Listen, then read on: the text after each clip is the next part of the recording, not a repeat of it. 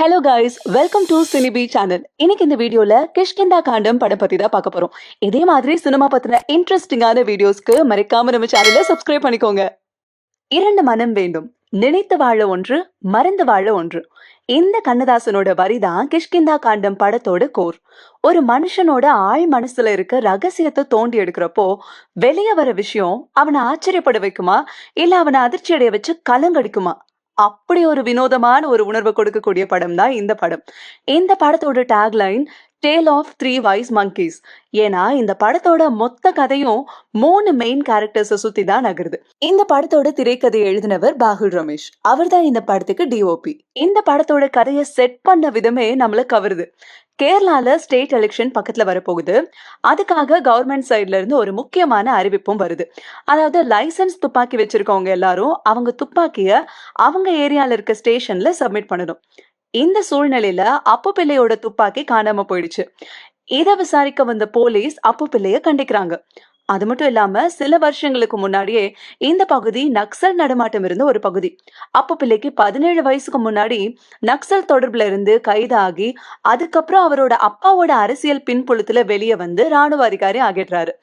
படத்தோட கதையே இந்த மாதிரி ஒரு கனமான சூழ்நிலையில தான் ஆரம்பிக்குது.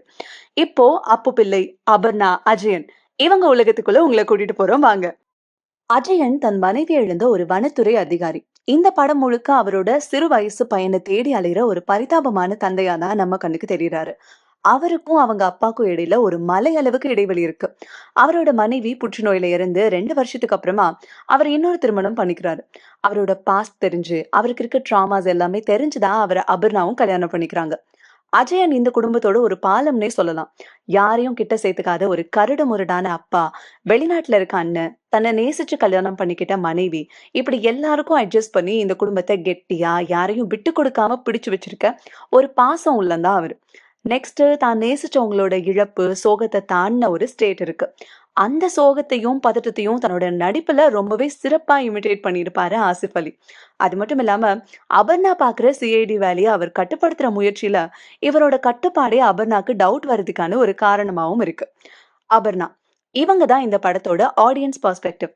இந்த படம் தொடங்குறப்பவே நம்ம அஜயன் அவங்கள ரெஜிஸ்டர் ஆபீஸ்ல சிம்பிளா கல்யாணம் பண்ணிட்டு அவங்க பார்த்துட்டு வந்த பெங்களூர் ஐடி ஜாபை ரிசைன் பண்ணிட்டு சிம்பிளான ஹவுஸ் ஒய்ஃப் வாழ்க்கையை தொடங்க வராங்க.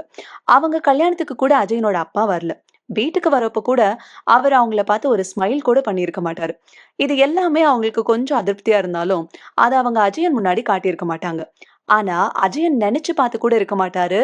அஜயன் தான் எதை மறக்கணும்னு நினைச்ச நினைவுகளை எல்லாம் அவங்க கிண்டுவாங்க.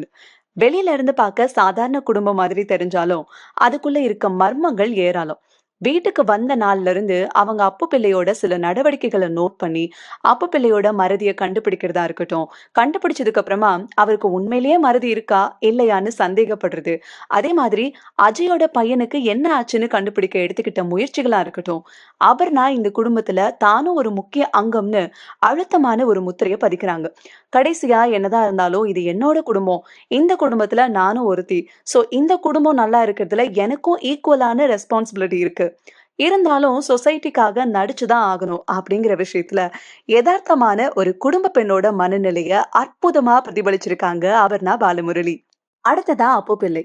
அப்பு பிள்ளை ஒரு காம்ப்ளெக்ஸான கேரக்டர். இந்த மூவியோட டிரைவிங் ஃபேக்டரே இவர்தான். ஒரு உயர்ந்த ராணுவ அதிகாரியா இருந்துகிட்டு தனக்கு இருக்க நோயை மறைச்சு அதனால ராணுவத்திலிருந்து பதவி நீக்கம் செய்யப்பட்டு தான் குடும்பத்துக்கு திரும்பின அப்பு பிள்ளை இந்த விஷயத்த யாருக்கும் தெரியாம யாருக்கும் சந்தேகம் வராம நடந்துக்கிற அவரோட புத்திசாலித்தனம்.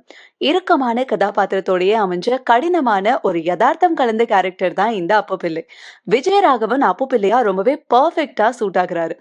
ஆரம்பத்துல ரொம்ப இறுக்கமா இருக்க மாதிரியான இந்த கேரக்டர் அதுக்கப்புறமா அவருக்கு இருக்க அல்சைமர் டிசீஸ் காரணமா படுற கஷ்டங்களை வெளிப்படுத்துறப்போ அவர் நடவடிக்கைகள் எல்லாத்துக்குமான சரியான காரணங்களை ஆடியன்ஸ் கிட்டயுமே உறுதிப்படுத்திக்கிறாரு. இவரோட கேரக்டரோட அடிநாதம் அவரோட ஈகோ சென்ட்ரிக் பிஹேவியர் தான். தன்னோட நிலைமையை உணர்ந்துகிட்டு மத்தவங்களோட உதவியை வாங்கிக்க அவரோட ஈகோ அவருக்கு இடம் கொடுக்கல. இது படத்தோட நிறைய இடத்துலயும் பார்க்கலாம். அவரோட வீட்டுக்கு வர வழியை மறக்கிறது, தன்னோட சொந்த மகன்கள் பேரை மறக்கிறது, அதே சமயம் அவரை ஏமாத்துற நிழல்கள் ரவிய அவரோட புத்திசாலித்தனம் மூலமா கண்டுபிடிக்கிறதுன்னு இது எல்லாமே திரைக்கதையோட மிகப்பெரிய பலம். ஒரு மனுஷனோட வரமே அவனோட மிக முக்கியமான சாபமா மாறுச்சுன்னா என்ன ஆகும்? அதுதான் கிளைமாக்ஸ்ல ஆடியன்ஸ ஒரு உலுக்கு உலுக்குது. கிஷ்கிந்தா காண்டம். இதுல வாலி வதம் ஒரு சர்ச்சை. ஆனா இதுல வாலி, சுக்ரீவன், ஸ்ரீராமர் 3 பேரோட பெர்ஸ்பெக்டிவ்ல பார்த்தா, அவங்க 3 பேரு பெர்ஸ்பெக்டிவ்லயுமே நியாயம் இருக்கும். இதுதான் இந்த படத்துல இருக்க கேரக்டர் பெர்ஸ்பெக்டிவ்லயுமே இருக்கும். தான் மனைவிய பண்ண கொலைய மறைக்கிற கணவன் அஜயன், தன்னோட மகன் மற்றும் மருமகளோட எதிர்காலத்த கருதி, தன்னோட பேரனோட பொணத்த மறைச்சு வைக்கிற தாத்தா, தன்னோட குடும்ப மர்மத்துக்கு பின்னாடி இருக்க நியாயத்த புரிஞ்சுகிட்டு, அந்த குடும்பத்துக்காக ஒத்துழைக்கிற மருமகள். இதுல எது தர்மம்? எது தேவையோ அதுதான் தர்மம் அப்படின்னு ஒரு ஸ்ட்ராங்கான, கனமான இதயத்தோட ஆடியன்ஸ நெகிழ வைக்கிற மாதிரி ஒரு வித்தியாசமான உணர்வ இந்த படம் கடத்தும். அதே போல காந்திஜி சொன்ன 3 விஷயங்கள பிரதிபலிக்கிற மாதிரி, "தீயதை பார்க்காதே, தீயதை பேசாதே, தீயதை கேட்காதே" அப்படிங்கிற கொள்கைய சொல்ற விதமாவும் இருக்கும். அதே போல இந்த படத்துலயும் கண்ணுக்கு முன்னாடி நடந்த கொலைய பார்த்தும் எந்த விதமான ஆக்ஷன் எடுக்க முடியாத சூழல்ல அஜயும், கிளைமாக்ஸ்ல என்னெல்லாம் நடந்திருக்கு அப்படின்னு தெரிஞ்சப்புறம் கூட குடும்பத்துக்காக யார்கிட்டயும் எதையும் சொல்ல முடியாத நிலைமையில அபர்ணாவும், தனக்கு என்ன நடக்குது? தன்ன சுத்தி என்ன நடக்குது?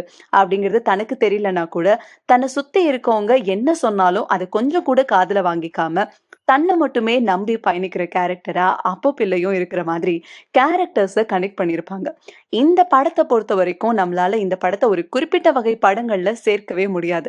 ஸ்டார்ட்டிங்ல இந்த படம் ஒரு உணர்ச்சி மிக்க மகனுக்கும், பிடிவாதமான அப்பாவுக்கும் இடையில இருக்க உறவ பத்தி பேசுற படமா தான் இருக்கும். ஆனா படம் நகர நகர ஒரு மிட் ஹாஃப்ல இது வேற மாதிரியான ஒரு டைமென்ஷன கிரியேட் பண்ணி விட்டுரும்.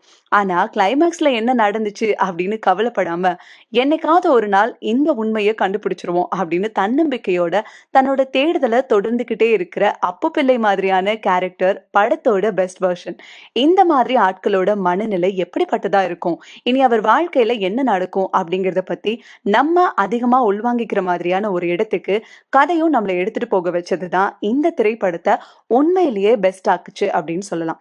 ஒரு ரியாலிஸ்டிக் எமோஷனல் டிராமாவா ஆரம்பிச்சு ஒரு ஹாரிபிக் கிரைம் த்ரில்லரா படம் முடிஞ்சிருக்கும். மொத்தத்துல கிஷ்கிந்தா காண்டம் உங்க மனச பிடிச்சு அதிகாரம், நினைவுகள், ஒரு குடும்பத்தை உருவாக்குற அதே சமயம் உடைக்கிற நடைமுறைகளை பத்தி சிந்திக்க தூண்டுறதா இருக்கும்.